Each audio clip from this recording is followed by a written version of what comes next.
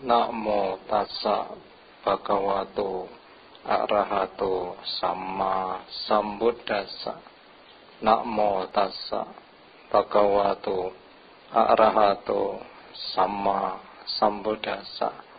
Namo tassa bhagavato arahato samma sambuddhassa. Akosang wadabadanca adutoyo titikati kanti balang balanikang tamahang brumi brahmanang. Ia yang sabar menahan hinaan, penganiayaan dan hukuman. Ia yang memiliki kekuatan senjata kesabaran patut disebut sebagai pramana.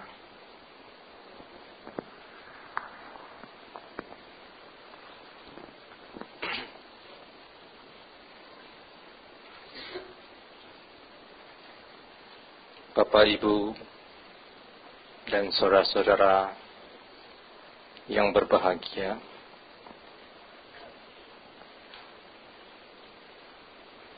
bisa hadir mengikuti puja bakti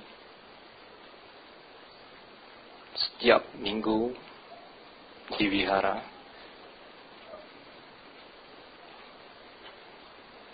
melakukan puja yang di dalam Manggala Sutta dikatakan puja sak pujani nang etam manggala mutamang. Menghormat yang patut dihormat adalah berkah utama. Kemudian membaca parita itu juga berkah.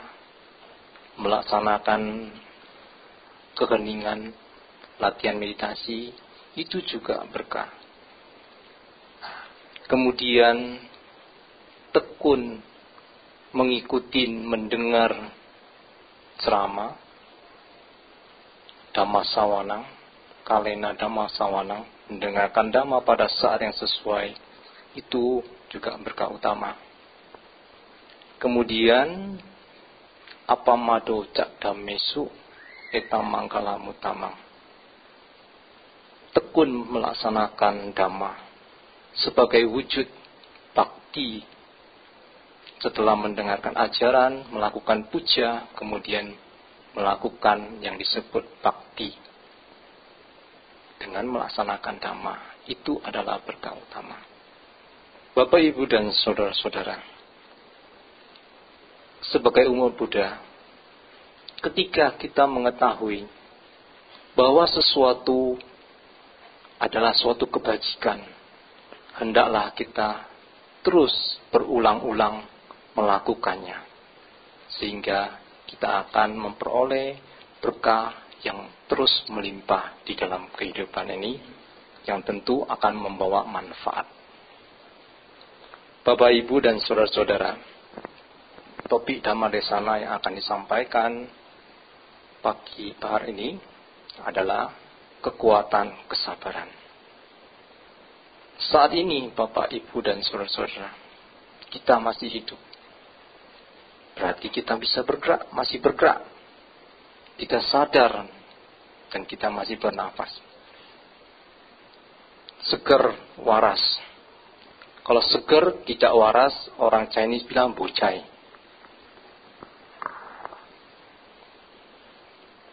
Karena kalau sudah tidak waras kan susah. Ya. Belajar Dhamma ya nggak mungkin. Nah, karena itu sadar kita saat ini masih hidup. Marilah kita menggunakan kesempatan hidup ini untuk terus belajar Dhamma dan mempraktekkan Dhamma. Mengapa demikian? Karena kalau kita terus melatih dan mempraktekkan Dhamma, kita akan memperoleh pengertian dari hasil praktek itu.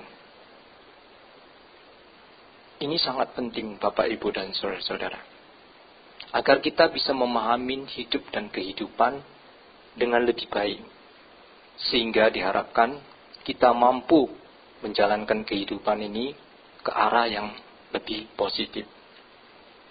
Bapak, Ibu, dan saudara-saudara,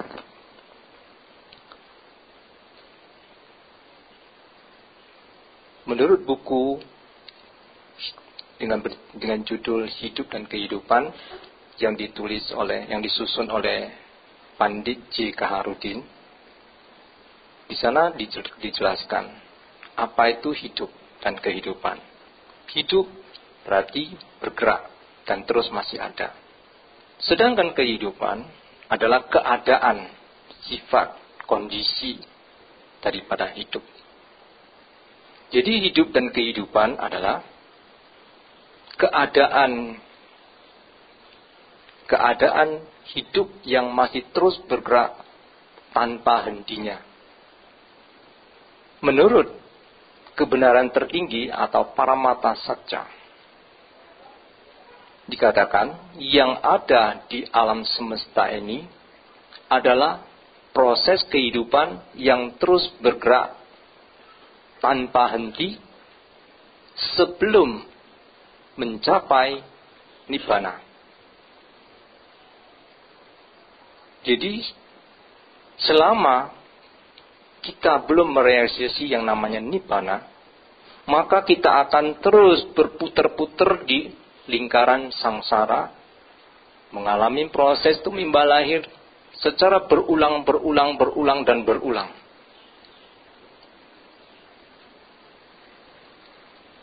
Dan akan mengalami yang namanya 8 kondisi, senang susah, dipuji dicela, untung rugi, mendapat kedudukan menjadi terkenal, dilengser menjadi tidak terkenal.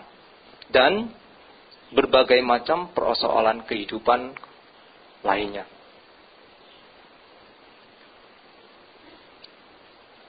Lantas, di dalam kurun waktu sebelum kita belum mencapai kebebasan, berarti kita akan terus mengalami lahir sakit tua mati, dan kondisi-kondisi dunia lainnya. Bagaimana kita mampu menghadapi kehidupan yang demikian itu?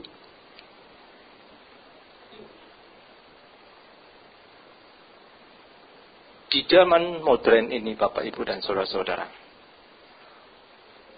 apalagi di kehidupan di kota-kota besar seperti di Jakarta ini,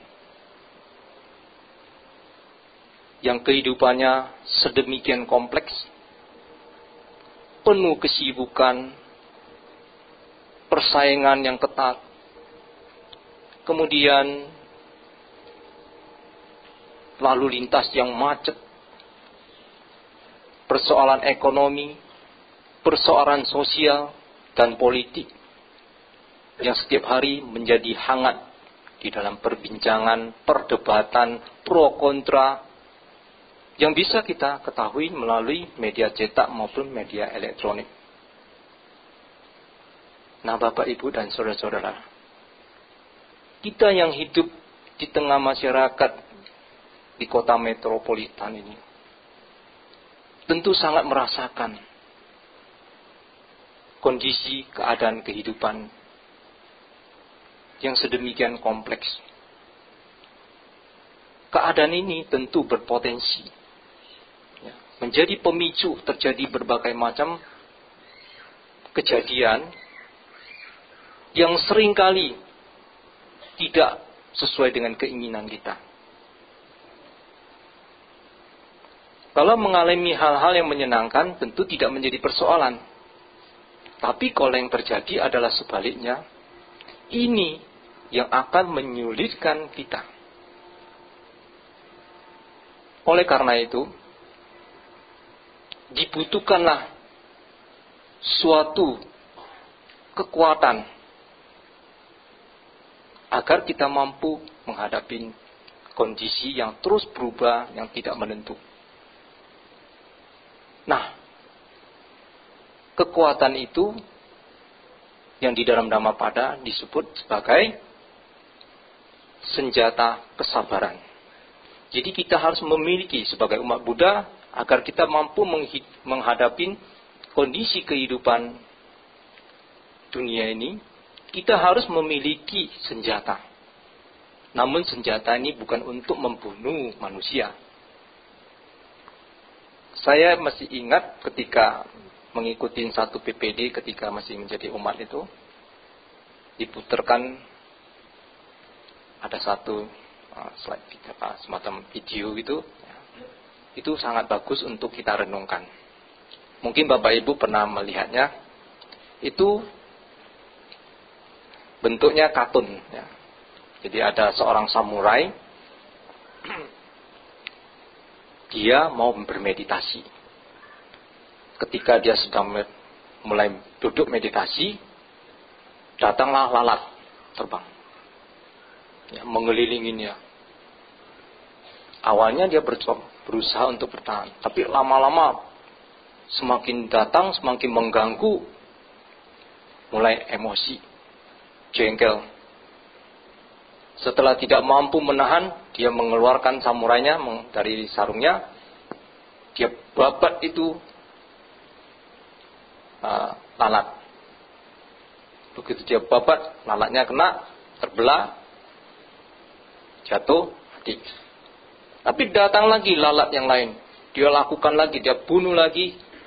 Tetapi semakin dia lakukan, lalat yang dicontohkan di sana itu, yang sudah terbelah itu bisa membelah diri, ya, bisa menggandakan diri. Jadi semakin dia marah, semakin dia menggunakan samurai itu membabat lalat itu semakin menjadi buahnya. Akhirnya dia kelelahan. Setelah kelelahan, loyo, tidak bisa meditasi. Nah, ini satu. Nah, dia menggunakan senjata kekerasan. Ya, tentu maksud tadi yang di Bapak Ibu sudah membaca, yang kanti balang balanikang. Nah, itu kesabaran, ya, senjata, kekuatan senjata kesabaran. Yang dimaksudkan oleh Sang Buddha adalah suatu kekuatan kesabaran untuk bisa menahan diri ketika menghadapi kondisi-kondisi yang tidak sesuai dengan keinginan itu. Sehingga kita akan mampu menerima kenyataan kehidupan ini. Dengan memiliki sikap mental seperti itu, akan membuat kita mampu menahan diri di dalam kesulitan-kesulitan.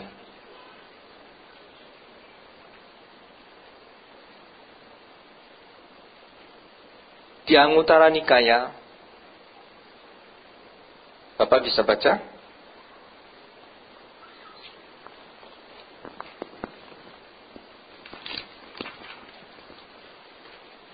Nah, Sang Buddha menyatakan kepada para biku bahwa ada yang disebut praktik tidak sabar dan ada praktik yang sabar. Nah, seperti tadi contoh samurai yang membabat lalat. Nah, itu salah satu contoh adalah praktik tidak sabar. Nah, sedangkan ada hal-hal lain lagi di sini. Sang Buddha mengatakan, apakah para biku praktek yang tidak sabar? Di sini seorang yang menghina orang yang menghinanya, marah pada orang yang memarahinya, berdebat dengan orang yang mendebatinya.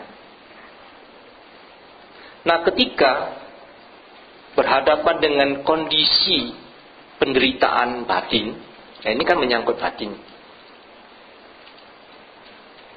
orang tidak bisa menahan diri, tidak bisa punya kesabaran menghadapi itu, maka dia akan melakukan tindakan yang sifatnya membalas.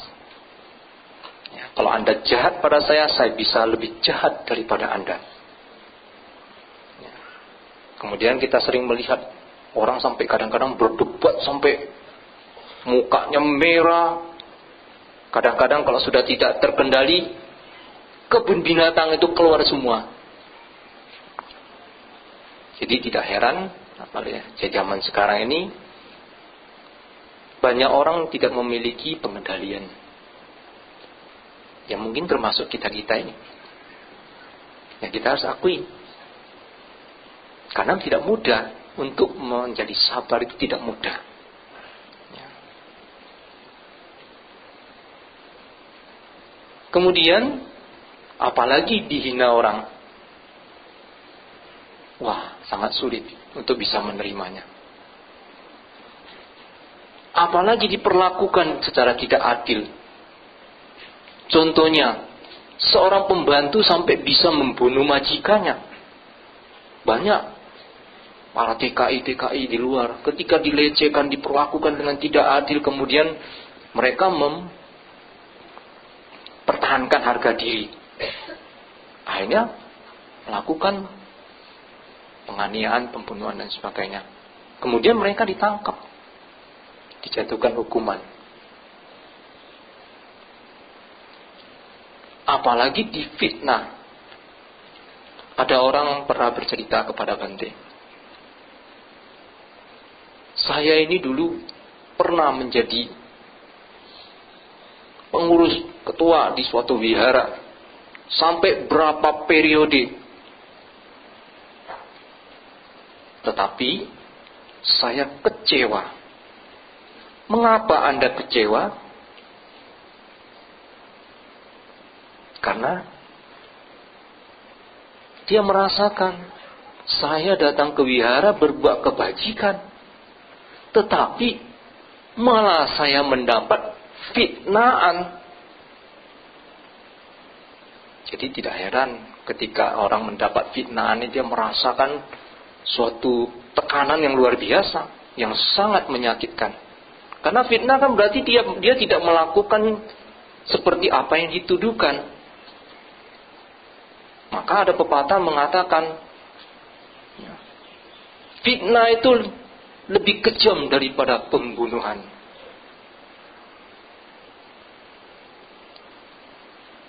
Sekejam-kejamnya ibu tiri, tidak lebih kejam dibanding dengan ibu kota. Ya, Bapak, Ibu, dan saudara-saudara, ketika orang mendapat fitnaan, wah, itu sangat sulit. Akhirnya orang ini sampai karena kecewa, kapok, merasa berbuat kebajikan, masih mengalami kesulitan. Iya. Bantipannya pernah memberi nasihat kepada orangnya. Anda datang ke wihara berbuat kebajikan, apalagi berbuat kejahatan. Sehingga dia tidak mau lagi datang ke wihara. Ya tentu sangat disayangkan. Ya semoga tidak ada yang di sini tidak ada yang demikian. Ya, terus bersabar. Di dalam berbuat kebajikan dibutuhkan kekuatan kesabaran. Senjata kesabaran harus kita miliki agar kita bisa menghadapi, sehingga tidak mudah patah arang. Ya. Maju terus, karena kesabaran itu hampir sama dengan wirya, kekuatan, kesabaran, kesemangat dan sebagainya. Nah, di sini dikatakan lagi oleh Sang Buddha, ya, selain tadi ya, membalas, menghina, memarahi, berdebat,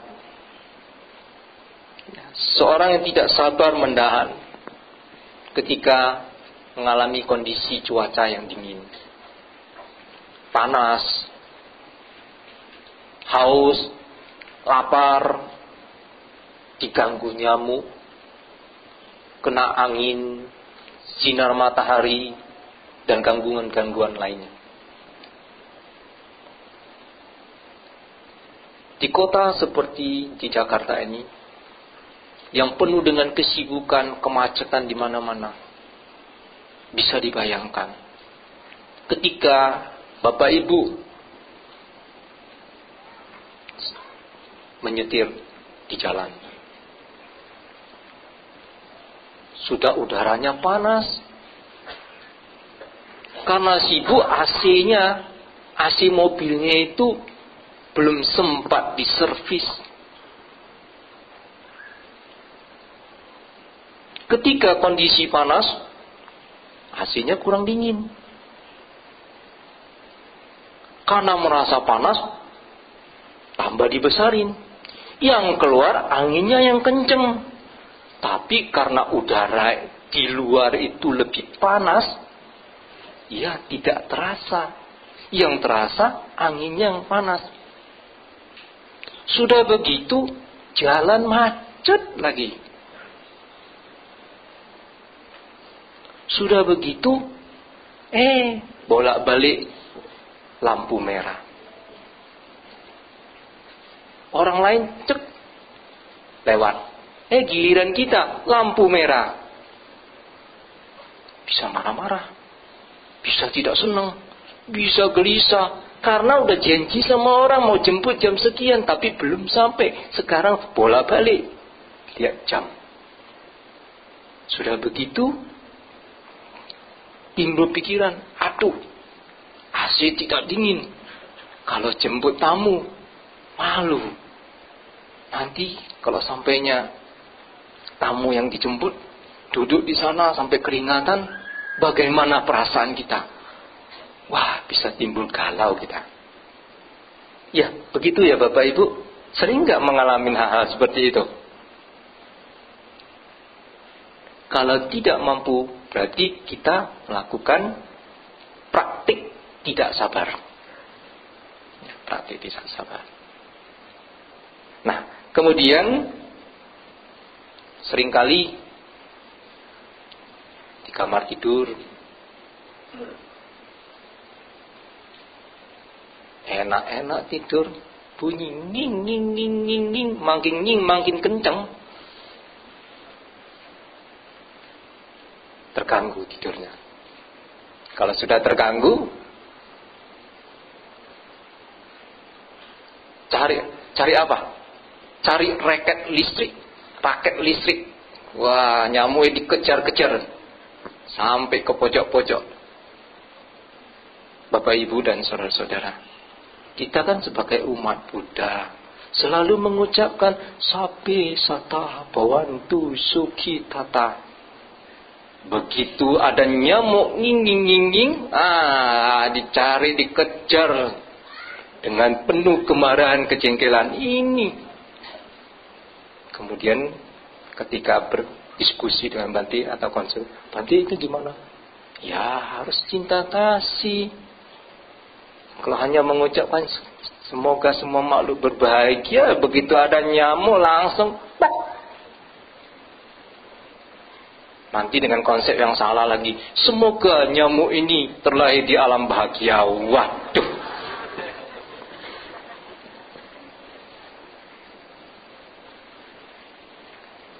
Ya, karena itu marilah kita praktek kesabaran. Tidak hanya cukup semoga semua makhluk berbahagia, ya kita wujudkan, kita praktekkan. Semoga semua makhluk berbahagia. Nah, dia datang berkunjung ke rumah kita, bertamu, baru mau masuk sudah dikejar-kejar.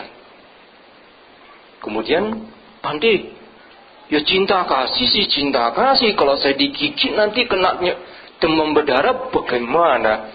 Lah ini mencari pembenaran. Saya yakin, saya sampai sekarang ini yakin. Tapi ya terserah kepada Bapak Ibu. Karena yang menjalankan kan masing-masing. Ketika saya telah mengenal agama Buddha, saya sudah berusaha tidak melanggar sila. Untuk terutama membunuh nyamuk. Ya, ataupun memancing dan sebagainya. Dulu saya hobi mancing. Ya, nyamuk, serangga, ular, saya pukul semuanya. Tapi setelah itu saya mencoba mempraktekkan. Tapi sampai sekarang sering digigit nyamuk ya, tapi tidak kena demam berdarah. Ya, karena itu tidak perlu takut. Ya, kalau memang nggak karmanya, tidak akan kena. Tapi lama ya sudah, terima. Ya, kita siap menahan diri menghadapi kondisi. Nah, Bapak Ibu dan saudara-saudara, itu yang tidak sabar, ya, praktik yang tidak sabar. Kemudian Sang Buddha juga menganjurkan agar kita mempraktikkan yang sabar, ya, praktik sabar. Praktik sabar ya adalah menahan diri, tidak menghina, tidak memarahin orang yang memarahin kita, tidak berdebat orang yang mendebatin kita. Kita mampu. Jadi kesabaran itu mampu menahan diri.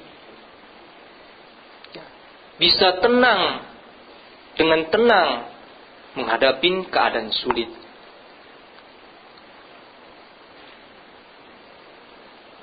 Nah, ketenangan, kesabaran, kekuatan sabar ini akan menjadi senjata. Senjata agar kita bisa kuat menghadapi kehidupan.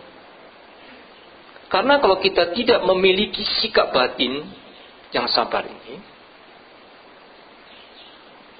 kita akan cenderung berontak. Berontak terhadap kondisi-kondisi yang tidak menyenangkan.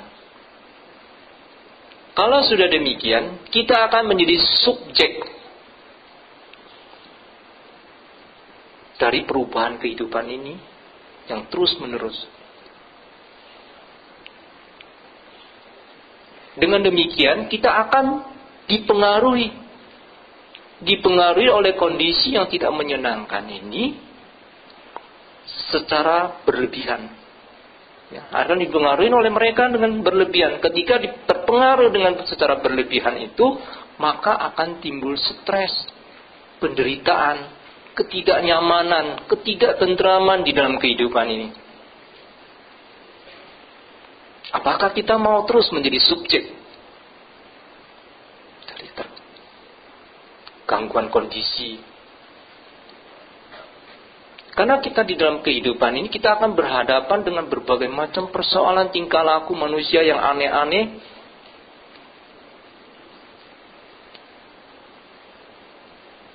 yang di luar kendali kita. Dan itu tidak hanya secara ekstern saja, kita juga harus bersabar terhadap diri kita juga, menahan diri terhadap diri kita. Ya, contoh ketika kita mengalami udara panas, ya kita harus bisa bersabar menahan diri. Ketika kita mengalami kondisi jasmani kita, penderitaan fisik, misalnya sakit, ada orang yang tidak sabar, keburu nafsu. Ketika sakit, ingin cepat sembuh. Padahal sakitnya cuma flu misalnya. Dia minum obat. Karena dia tidak mampu menahan rasa yang tidak menyenangkan. Kalau sakit itu kan perasaannya tidak menyenangkan. Ya, tetapi perasaan yang muncul dari tubuh. Tubuh yang mengalami gangguan. Ya, bisa demam, bisa bersin-bersin, batuk dan sebagainya, tenggorokan sakit, panas dan sebagainya. Karena dia ingin cepat sembuh, minum obat flu. Dosisnya mestinya 1x3 sehari, dia minum 2x3 sehari. Akhirnya keracunan, Bapak Ibu. Sampai orang ini saya antar ke rumah sakit. Terus sebelum sampai di rumah sakit, saya tanya, Anda ngapain? Kok saya pusing, mual. Loh, kamu minum obat berapa banyak? Sekian. Wah, ini overdosis. Makanya Anda keracunan. Ya sudah, gak usah ke rumah sakit. Kalau masuk rumah sakit, nanti bunyinya jujutan. Tidak bisa kejut. Karena masuk sehari aja sudah berbunyinya jujutan kan. Ya, jadi hari ini kalau kita masuk rumah sakit, kita bisa terkejut-kejut bayarnya. Ya, tiaw-tiawan toh, bunyinya tiaw-tiawan ya.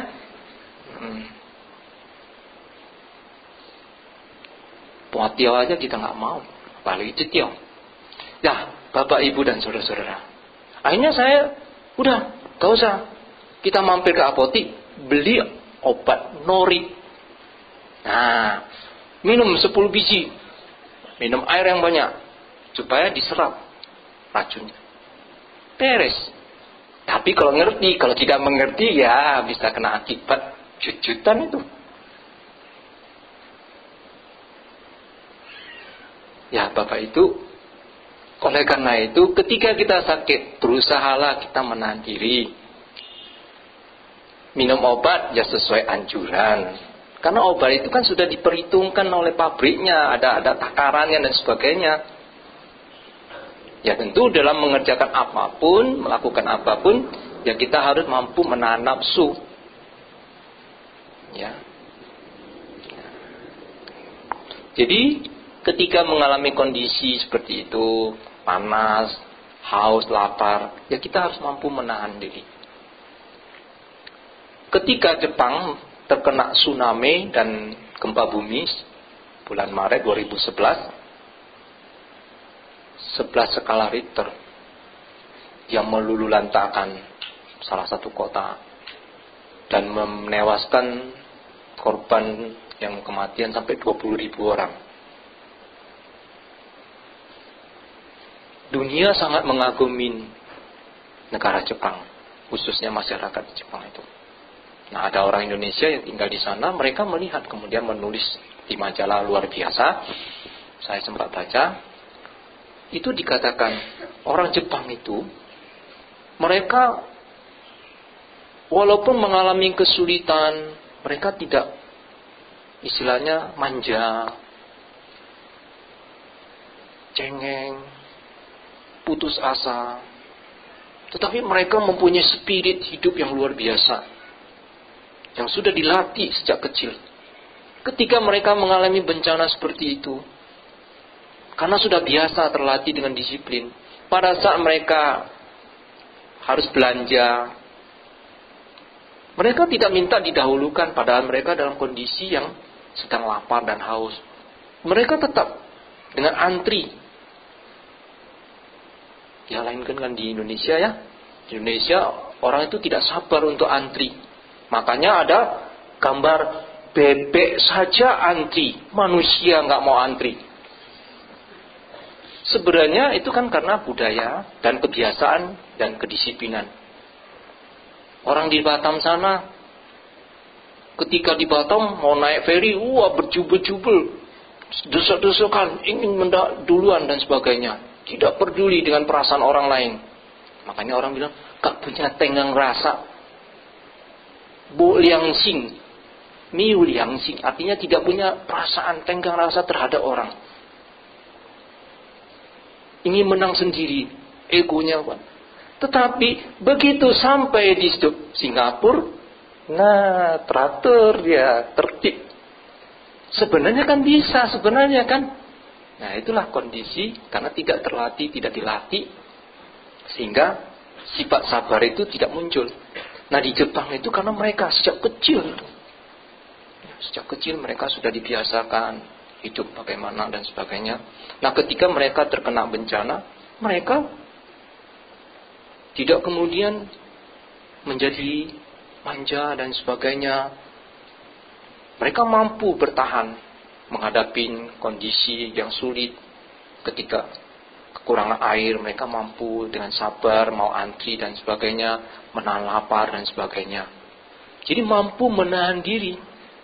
Nah itulah kekuatan kesabaran. Kalau kita di dalam kehidupan ini mudah tersinggung, mudah marah, jengkel,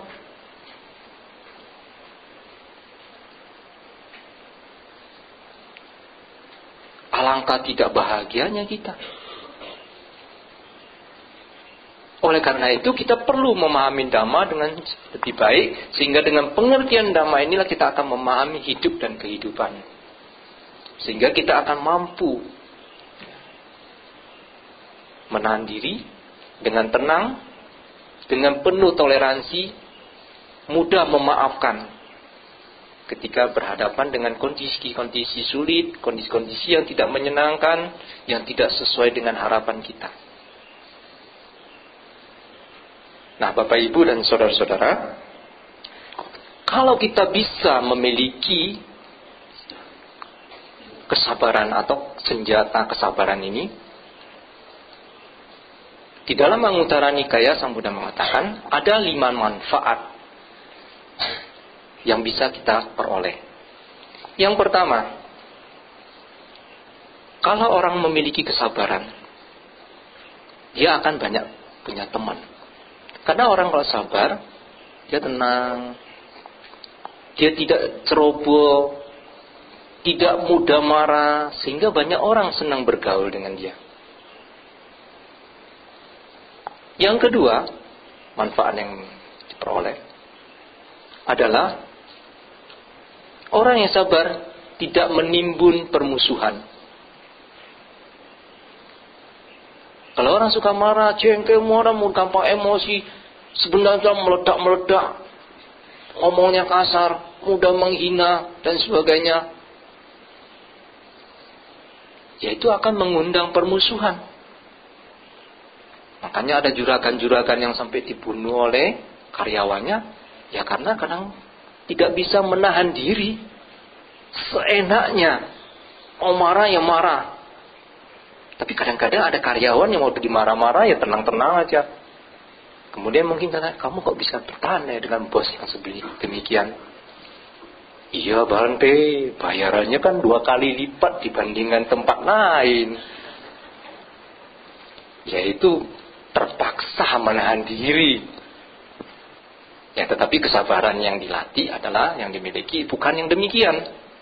Tetapi kesabaran yang didasari oleh pengertian. Karena kita memahami, kalau kita marah, kita benci, kita tidak mampu menahan diri, kita akan mengalami kerugian. Kita akan menyengsarakan diri, kita membuat penderitaan tambahan. Hidup ini sudah susah, jangan buat penderitaan tambahan lagi. Dimaki orang, ya terima kasih, guru kesabaran saya datang. Bagaimana kan menganjurkan begitu. Sudah lama mengatakan, kalau Anda mau melatih kesabaran, guru yang paling baik adalah musuh kita. Ya. Jadi kesabaran itu sebenarnya ilmu yang tingkat tinggi, yang harus dilatih setiap saat. Ujiannya suka datang mendadak.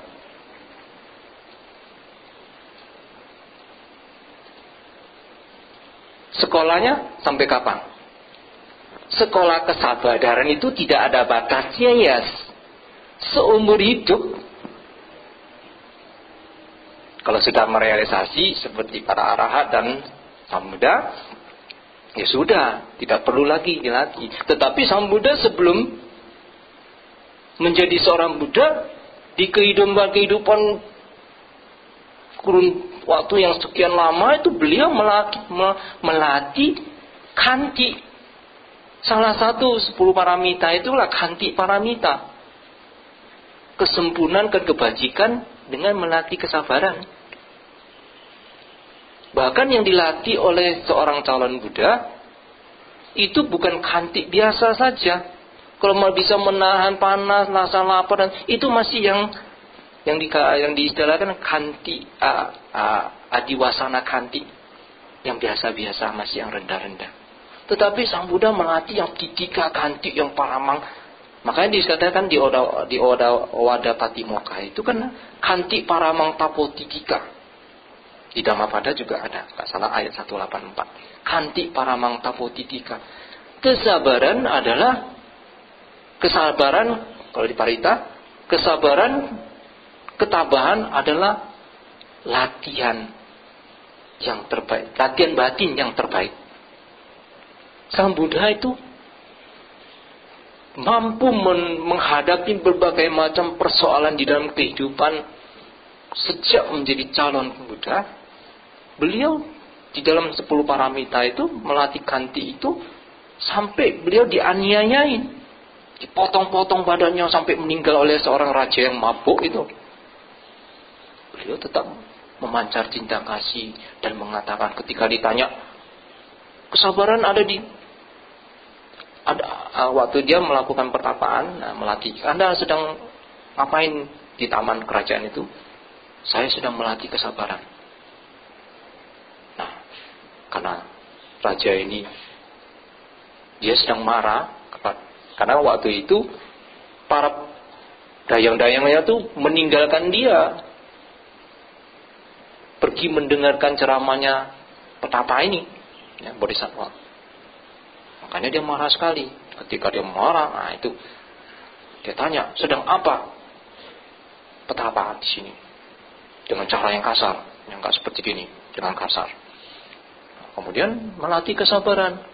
Langsung dipotong kakinya, ya, algonya, potong kakinya, potong tangannya. Ini cepat aja ya, potong sampai berdarah-berdarah. Bodhisattva mengatakan kesabaran tidak sebatas kaki yang dipotong, di tangan, di telinga, di hidung dan sebagainya. Akhirnya dia meninggal. Jadi beliau menahan diri, ya. Jadi kita, ya mungkin bukan calon Bodhisattva, nggak usah ya dilatih sampai kalau udah dipotong-potong untuk menahan diri. Ya tentu kita mulai dari hal-hal yang gampang-gampang saja, ya, menahan ketika panas, ketika ada nyamuk apa dan sebagainya. Berusaha melatih dari yang mudah-mudah dulu, yang gampang-gampang dulu, terus pelan-pelan meningkat. Nah, kemudian manfaat melatih kesabaran itu yang kita akan peroleh adalah yang ketiga,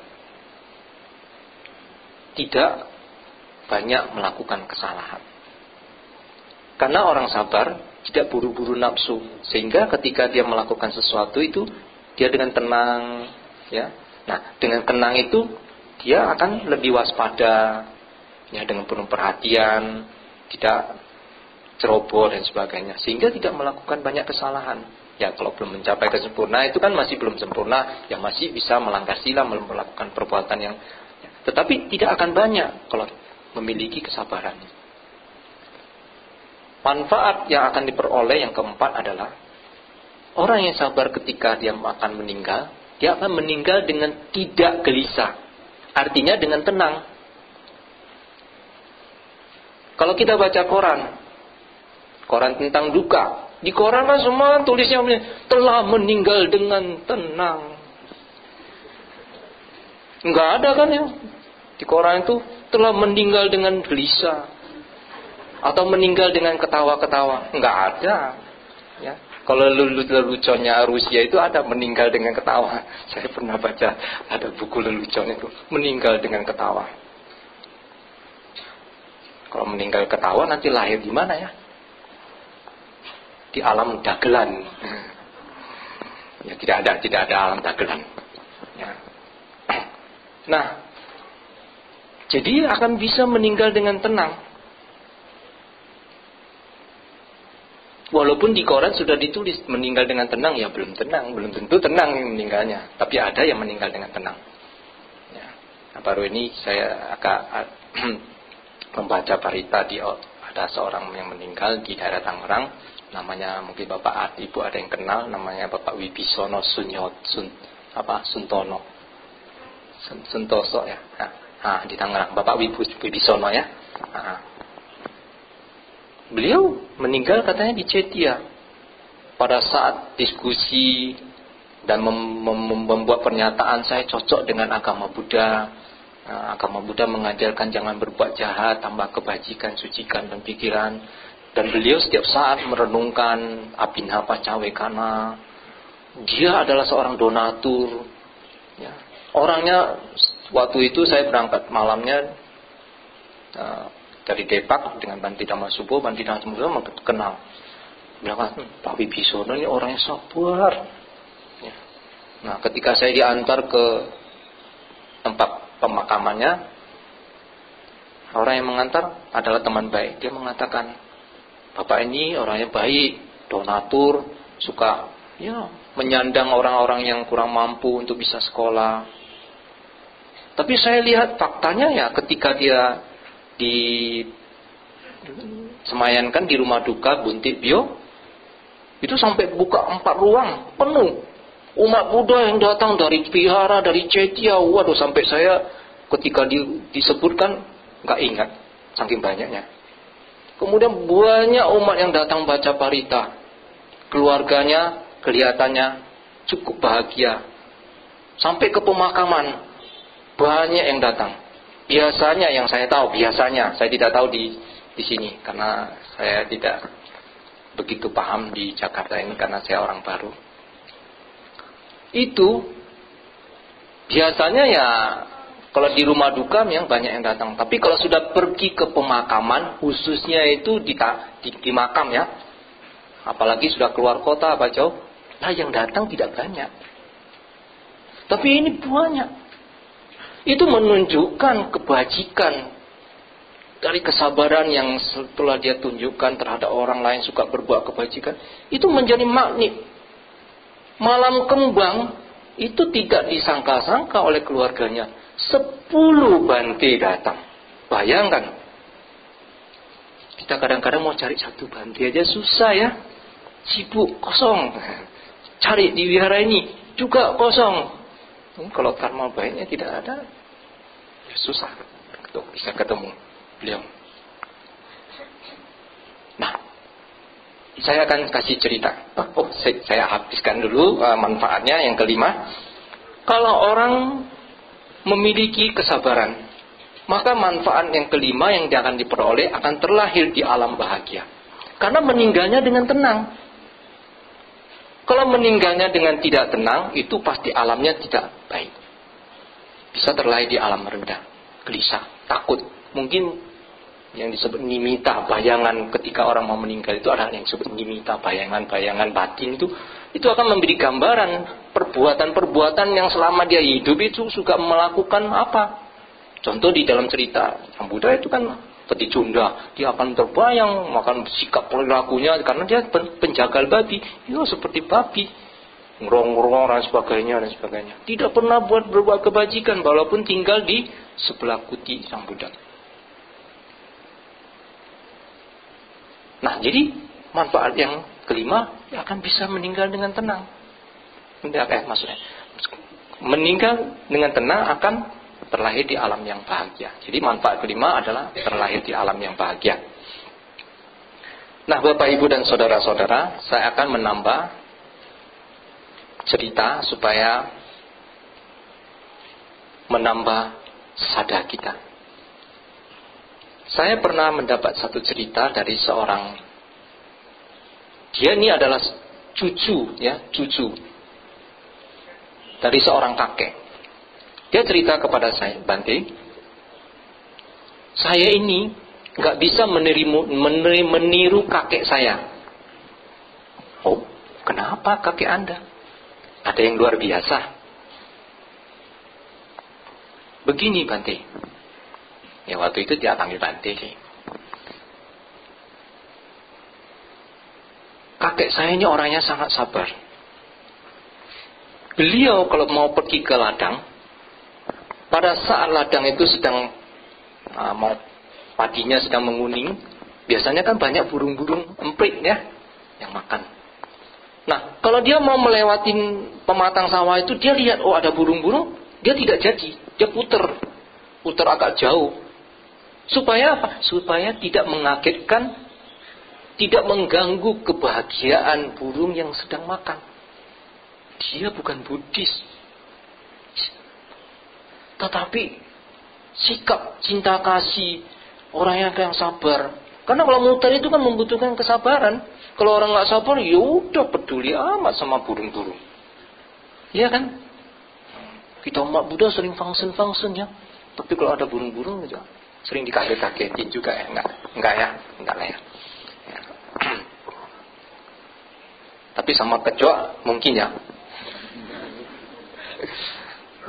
Ini kacau bolak-balik ngesot-ngesot, baunya masalah, beras saya di rumah, pakaian saya sampai baunya nggak enak, kemudian marah-marah, betul dicari di mana. Ya, jadi bapak ini sangat sabar. Nah, kemudian saking sabarnya, istrinya mau bikin dia marah. Dibikinlah baju kan lengan panjang, kiri kanan kan masih sama panjangnya kan tangannya. Dibikinlah satu sisian, satu pendek, satu panjang. Kemudian begitu selesai, dia kasih, Pak, suami misalnya kan, ini baju sudah saya bikin baru. Itu nggak bilang bagus ya. Nah, terus dipakai. Wah, suaminya mengatakan, ini betulan ini. Loh, tidak marah dia. Kalau bapak dikasih yang begitu, marah nggak? Ya kalau sudah ngerti nanti tidak marah. Tapi jangan coba-coba ibu kasih baju yang separuhan ya. Tapi jangan menggunakan dalih, ganti itu separuh nggak boleh. Ya tidak demikian ya. Nah, bapak itu mengatakan, Bu, saya ini biasanya kalau maaf ya habis buang air besar di WC, kalau membersihkannya mesti kesiram air jadi basah.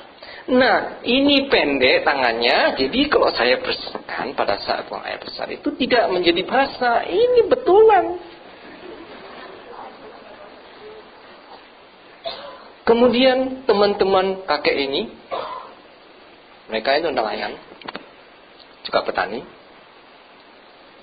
Perahunya kan biasanya ditambatkan di pinggir pantai. Itu sengaja ini teman-temannya ambil kotoran, dikasih ke perahunya biar bau.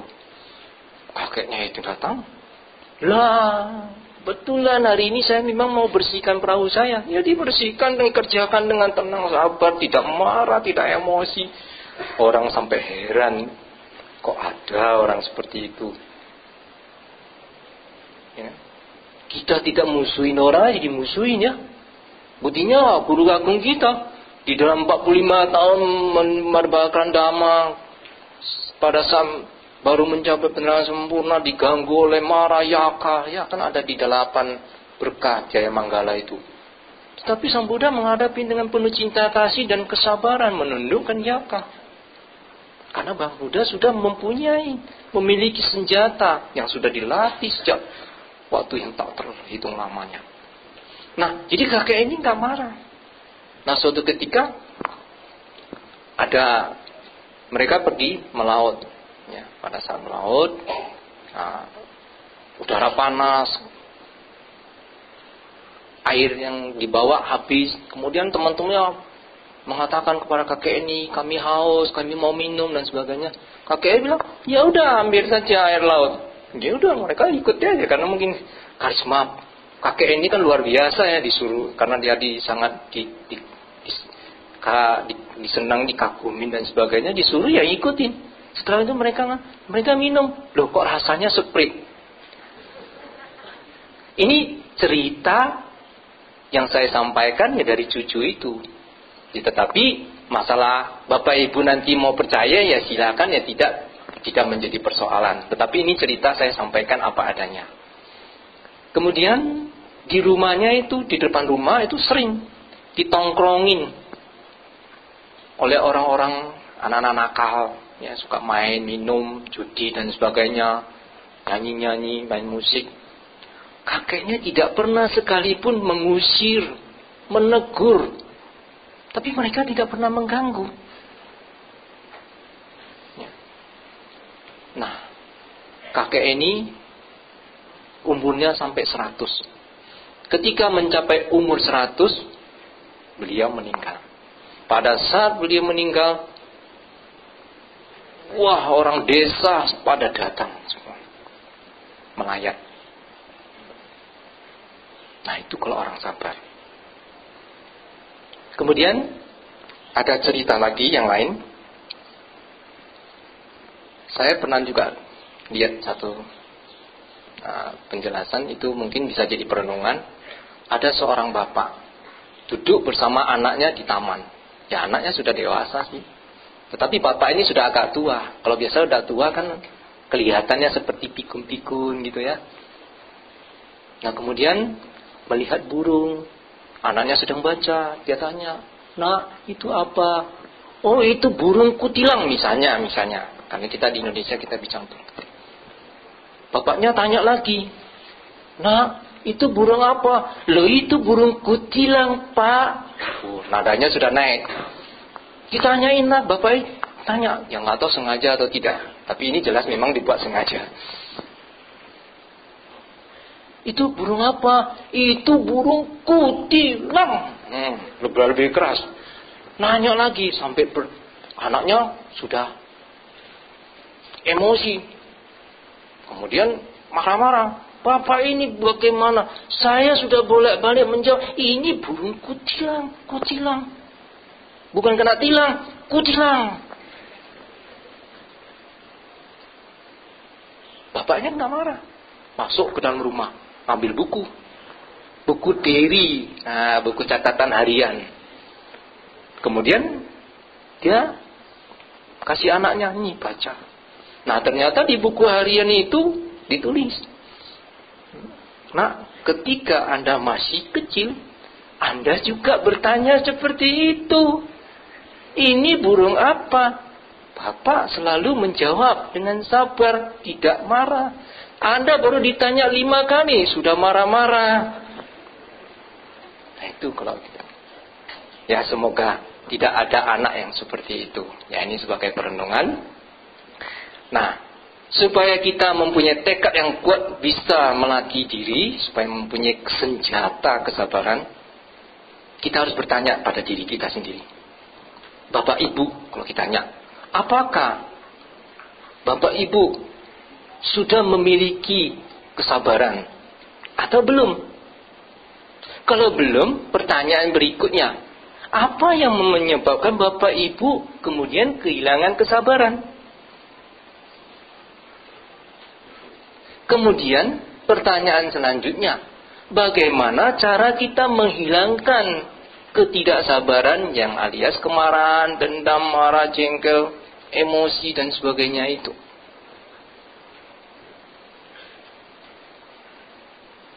Mau bertekad? Kalau mau diajarkan. Nah, kita harus melakukan yang disebut aditana, bertekad, berjanji. Walaupun mengalami kondisi sesulit apapun, saya tetap sabar. Itu perlu kita tanamkan. Ya. Ini namanya beraditana, bertekad, menyatakan tekad. Ya kan melatih sila kan tekad kan. Saya tidak membunuh, mencuri, berzina dan sebagainya. Itu lakukan tekad terus. Ya memang tidak sulit. Tidak gampang maksud saya, kok tidak sulit. Ya tidak gampang. Tetapi walaupun sulit, jangan kemudian kita bilang nggak bisa. Kita mematikan langkah kita. Tetapi saya mampu berusaha. Ya kita harus menyatakan saya mampu berusaha. Ya berusaha itu ya bertekad terus memperbaiki tekad, perbaiki. Ya. Latihan Cina kan begitu. Bertekad 10 kali, gagal, tekad lagi 11 kali. Kalau tekadnya hanya 10 kali, ya tidak akan bisa berhasil. Ya, karena itu bertekad. Nah, oleh karena itu, marilah kita melatih kesabaran sehingga nanti kita memiliki yang namanya kesabaran. Dengan memiliki kesabaran, maka kita akan mampu menahan diri secara tenang menghadapi berbagai macam kesulitan-kesulitan di dalam kehidupan kita. Baik yang merupakan tekanan jasmani maupun tekanan batin. Ya, semoga apa yang saya sampaikan ini dapat menambah motivasi bagi kita untuk melatih kesabaran, belajar dhamma lebih baik, sehingga kita memiliki senjata ampuh, yaitu kesabaran. Sabbi sata bhavantu sukhi tata. Sadhu, sadhu, sadhu.